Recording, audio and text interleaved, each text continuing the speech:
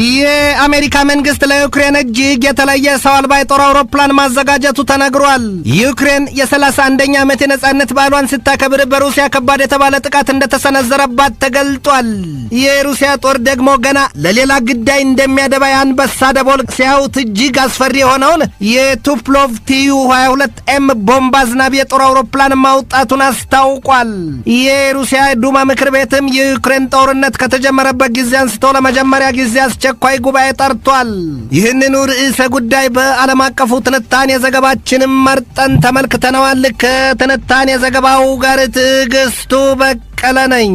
በዚህ ከሰላም ይልቅ ጦርነት ከፍቅር ይልቅ ጥላቻ ገዝፎ በቀደመበት የዓለም ተጨባጭ እውነታ ሀያላኑ መንግስታት የጥፋት ሰረገላቸውን ሌጣውን እየጋለቡት ነው። በዩክሬን ጦርነት የተሳለ ሰይፋቸውን ከማንም በላይ አውጥተው የሚዛዛቱት ሩሲያና እንግሊዝ በየፊናቸው ዛሬም ዓለምን ጉድ ያስባለ ዜና አሰምተዋታል። የሩሲያ መንግስት ዛሬ እጅግ አደገኛና ሁለንተናው ቦምብ የሚያዘንብ የጦር አውሮፕላን ለዘግናኝ ጥቃት ማሰለፉን አስታውቋል። ይኸው የሩሲያው ቱፕሎቭ ቱ-22ኤም ቦምብ አዝናቢ የጦር አውሮፕላን አየሩ ላይ ክንፉን ዘርግቶ ሲበር ድምፁ አይሰማም። እናም ባለሆሳስ ተጠግቶ ኢላማውን ከድቤ እየቀላቀለ ያጋየውን ሁሉ እሳቱን እያንቀለቀለ እሱ ከመቅጽበት ባስነሳው የጢስ ማዕበል ውስጥ ተሰውሮ ይጠፋል። ይህ የሩሲያው ቱፕሎቭ ቱ-22ኤም በሌላኛው መጠሪያው ባክፋየር ይሰኛል። በእርግጥ ግን ይህ ባክፋየር የሚለው ስያሜ የሩስኪ ቅጽል ስያሜ እንዳልሆነም ይነገራል። እሳት ወላዱ ጦረኛ ወፍ ንድፉ የወጣው እንደ አውሮፓውያኑ አቆጣጠር በ1960ዎቹ እንደሆነም ይነገርለታል። ብቻ ሩሲያ ያንን መዘዘኛ የጦር አውሮፕላኗን ቱፕሎቭ ቱ-22ኤም ለግዳጅ ልታሰማራው መሰናዳቷ ተነግሯል። ሩሲያ በዩክሬን በያዘችውና ልዩ አሰሳ አሊያም ትጥቅ የማስፈታት ዘመቻ ባለችው የጦርነት ሂደት ከማዕቀብ መጣል እስከ የክፉ የምላስ ወለምታ አላርፍ ያለችው እንግሊዝ በዚሁ ሳምንት ጦሯን ወደ ዩክሬን ልታዘምት መቁረጧን መግለጧ አይዘነጋም። ሩሲያ በበኩሏ ትናንት ባወጣችው መግለጫዋ እንግሊዝ በዩክሬን አንድ ወታደሯን ካሰለፈች ስትል የእንግሊዝን 3 ብልቶች ነጥላ ለማውደም ስልትም ቀመርም አውጥታ መሰናዳቷን አስታውቃለች። ለነገሩማ እኮ ሩሲያ ብሪታንያን ጨርሶ ከካርታ ለመሰረዝ እቅዷን ካሳወቀች ወራት ተቆጥረዋል። ሊያውም ከ4 ደቂቃ ባነሰ ጊዜ። ጉዳዩ ደግሞ እንዲህ ነው። እንደ ደሴት በባህር ውሃ ተከባለች የሚባልላት እንግሊዝ በቅጽበት ትጠፋ ዘንድ የተሳለላት ግዙፉ ሰይፍ ከባህሩ ጥልቅ በሰው አልባ የጦር መርከብ ተጠምዶ እዚያው አድፍጧል።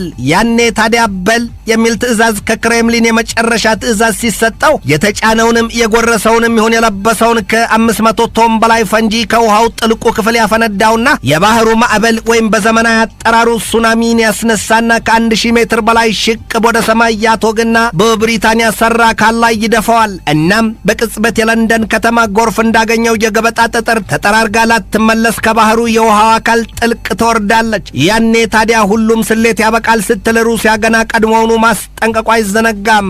የብሪታንያ መንግስት ሹማምንት ዛሬ ምላሳቸው አላደበችም። መግለጫ፣ ማስጠንቀቂያ፣ ዛቻና ፉከራቸው ጎልቶ ይሰማል። ዛሬ ከወደዚያው የለንደን ባለስልጣናት በወጣ መረጃ እንግሊዝ በጣም ሚጢጥዬ የሆኑ ማይክሮ ድሮኖችን ለዩክሬን ልትሰጥ መሆኑን ተገልጧል። እኒያ ብሪታንያ ሰራሾቹ እጅግ ትንንሽ የሰው አልባ የጦር አውሮፕላኖች በሩሲያ ህንፃዎች እንደ ጥንዚዛ ዘው እያሉ ይገቡና ጓዳ ጎድጓዳውን እየሰለሉ ምስጢር ሰርስረው ይወጣሉ ነው የተባለው። የብሪታንያ ትንንሽ ድሮኖች ሌላው ቀርቶ በሩሲያ ወታደሮች እግር መሃል ይሾልካሉ ነው የተባለው። እነዚያ ብላክ ሆርኔት የሚል ስያሜ የተሰጣቸው የብሪታንያ ድሮኖች 15 ሳንቲሜትር ሲሆኑ የህፃናት መጫወቻ ሄሊኮፕተሮች ነው የሚመስሉት ይላል የዘስታፍ ዘገባ። ብሪታንያ ታዲያ እነዚያን የተርብ መንጋ የመሰሉ የሰው አልባ የጦር አውሮፕላኖች ወይም ብላክ ሱፐር ሃርኔት በአፍጋኒስታን ጦርነት ወቅት እንደተጠቀመቻቸው ዘገባው አስታውሷል። ብሪታንያ ለዩክሬን ልትሰጣቸው ያሰናዳቻቸው ብላክ ሱፐር ሃርኔት የሰው አልባ ጦር አውሮፕላኖች ፈጽሞ ሳይታሰቡ ሳይታዩም በህንፃዎች ገብተው ይሰገሰጋሉ እናም ይሰልላሉ። በእነዚሁ ትንንሽ የብሪታንያ የጦር አውሮፕላኖች አፍንጫ ላይ ትንኝ ስንኳ ሳትቀር ከእይታቸው የማያመልጧቸው የቪዲዮ ካሜራዎች ተገጥመውላቸዋል ነው የተባለው። እነዚያ 850 ትንንሽ ድሮኖች ትናንት ረቡዕ አመሻሹን ለዩክሬን እንደሚሰጡ በጋራ የሰሯቸው ኖርዌይና እንግሊዝ ሲሆኑ ለዩክሬን ይሰጡ ሲሉ ተስማምተው ተጨባብጠዋል ነው የተባለው። የዩክሬን ኃይሎች እነዚያን መሰል የተራቀቁ የውጊያ ቁሳቁሶችን ከምዕራባውያኑ ሲጠይቁ እንደነበር አይዘነጋም።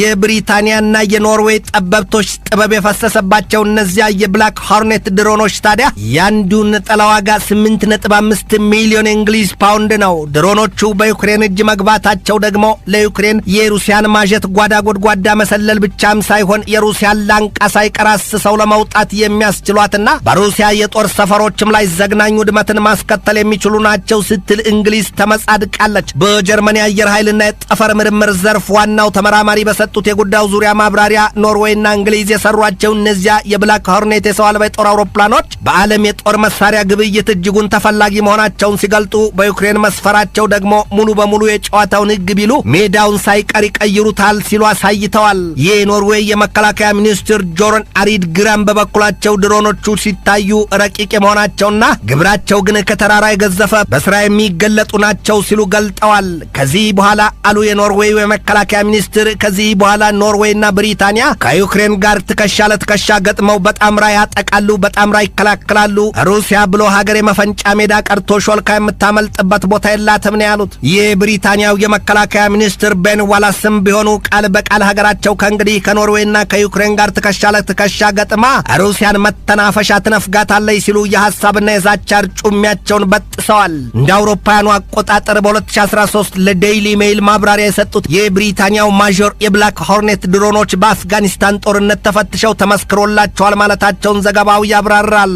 ሩሲያ በዩክሬን ላይ ጥቃት ከጀመረችበት የዚያ የአውሮፓውያኑ የካቲት 24 2022 ጀምሮ በሁለቱም ወገኖች በርካታ መጠንና አይነት ያላቸው ድሮኖች በጦርነቱ ላይ ተካፍለዋል። የብሪታንያው የመከላከያ ሚኒስትር ቤን ዋላስ ትናንት አመሻሽ በአማረው የመከላከያ ሚኒስቴር ሰገነታቸው ቁጭ ብለው በሰጡት ማብራሪያ እንዲህ ያሉ፣ ሩሲያ አሁን በቅጽበት ስብር በሚል የገደል አፋፍ ላይ ቆማለች ነው ያሉት። በብሪታንያ የዩክሬን አምባሳደር ቫዲም ፕሪስታይኮ የብሪታንያ ዜጎች በዩክሬን ጉዳይ በጥበብ ይራመዱ ዘንድና በትዕግስት ይጸኑ ዘንድ አሳስበዋል።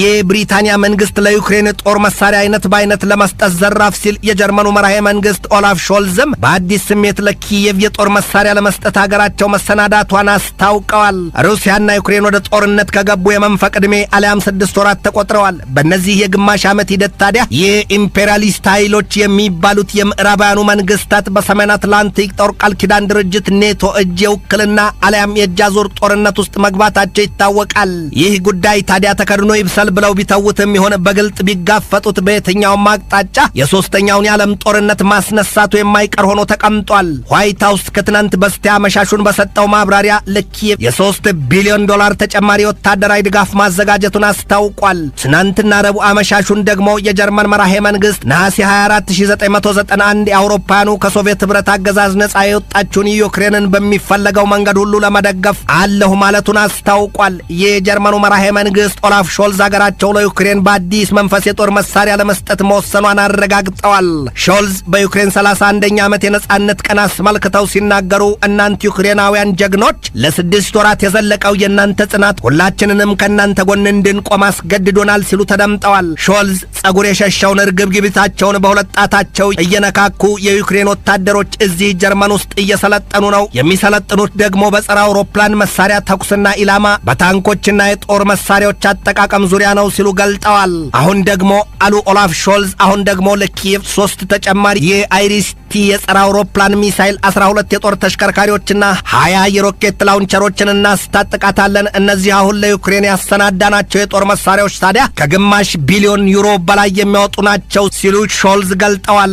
የጦር መሳሪያዎቹ ከጀርመን እጅ ወጥተው በዩክሬን እጅ የሚገቡት ቢዘገይ እንኳን በ2023 ይሆናል ነው ያሉት ሾልዝ። የጀርመኑ መራሄ መንግስት ኦላፍ ሾልዝ ዩክሬን ድጋፋችንን እስከፈለገች ድረስ ምንጊዜም እጃችን አይነጥፍም፣ ግንባራችን አይታጠፍም ነው ያሉት። የዩክሬኑ ፕሬዚደንት ቮሎዶሚር ዘለንስኪ በ31ኛው የዩክሬን የነጻነት ቀን በዓል የመክፈቻ ንግግራቸውን ሲያደርጉ የተያዙብንን የሀገራችንን ክፍሎች ተውት፣ የኛ ግብ አሉ፣ የኛ ግብ የክራይሚያን ወደብ ከጠላቶቻችን እጅ ሳይወዱ በግዳቸው ፈልቅቀን በእጃችን ማስገባት ነው ብለዋል። ዩክሬን በነጻነት በዓሏ ላይ ሳለች ሩሲያ በባቡር ጣቢያዋ ላይ ጥቃት ፈጽማ 22 ዩክሬናውያንን መግደሏን የዩክሬኑ ፕሬዚደንት ቮሎዶሚር ዘለንስኪ አስታውቀዋል። ዩክሬን የነጻነት በዓሏን ባከበረችበት አጋጣሚ በጣም በርካታ ሀገራት የድጋፍ እጃቸውን ፈተው ዘርግተዋል። አሜሪካ የ3 ቢሊዮን ዶላር ድጋፏን ለዩክሬን መስጠቷን ስትገልጥ ሀገሪቱ ከዚያም ውጪ አሜሪካ ለዩክሬን የምትሰጠው ወታደራዊ ድጋፍ ዩክሬንን የአየር መከላከያ፣ ከባድ የጦር መሳሪያና እጅግ በጣም በርካታ